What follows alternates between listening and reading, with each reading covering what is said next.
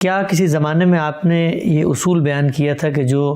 ملت ابراہیم ہے ان کی اکثریت کو سامنے رکھ کر ہم یہ متعین کریں گے کہ انسان کی درست فطرت کیا، یعنی استقراء کے اصول میں کیا ملت ابراہیمی کی اکثریت کو سامنے رکھ کر ہم فیصلہ کر سکتے ہیں؟ اس سے پیچھے بڑی تفصیل کے ساتھ میں یہ عرض کر چکا ہوں کہ انسانی فطرت کے بنیادی مقدمات عالمگیر ہیں،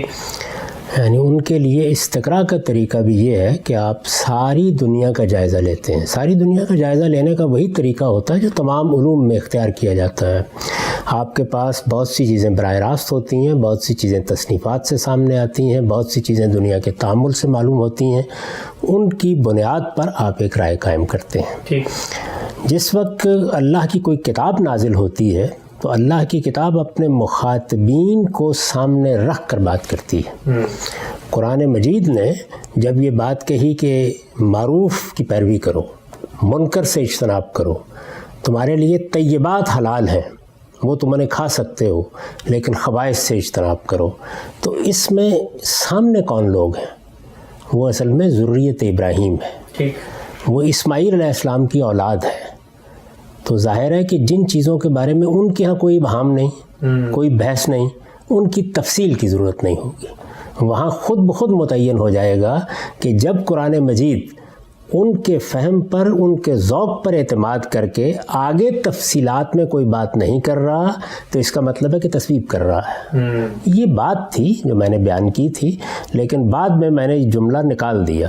اس کی وجہ یہ کہ اس کی کوئی ضرورت نہیں ہے۔ یہ چیز قرآن مجید میں خطاب کے پہلوؤں سے الگ سے زیر بحث آ چکی ہے، اور اسی طریقے سے میں نے ایک پورا باب اس میں لکھ دیا تھا جس میں یہ بتایا تھا کہ جب آپ قرآن مجید کا مطالعہ کرتے ہیں تو آپ کو یہ جاننا چاہیے کہ وہ کن چیزوں کو پس منظر میں رکھ کے گفتگو کر رہا ہے۔ تو اس میں دین ابراہیمی کی روایت بھی ہے، اس میں قدیم صاحب بھی ہیں، اور اس میں انسان کی فطرت بھی ہے۔ تو میں سمجھتا ہوں کہ وہاں چونکہ یہ بحث پوری ہو گئی تھی تو بعد میں اس کو اس طرح بیان کرنے کی ضرورت نہیں تھی، اور یہ جو اعتراض آپ نے کیا ہے اس سے اس کی تصویب ہوئی، یعنی اس کو ایک غلط مفہوم میں لے لیا گیا،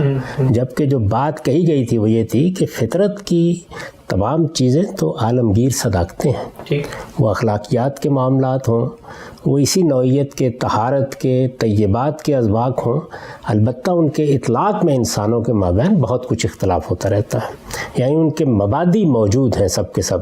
لیکن اللہ تعالیٰ جب خطاب کریں گے تو جہاں کوئی کتاب نازل ہوگی، جہاں کوئی پیغمبر آئے گا، وہ اپنے مخاطبین کے ہاں ان تصورات نے اطلاقی طور پر کیا شکل اختیار کر رہی ہے ان کا لحاظ کر کے بات کرے گا۔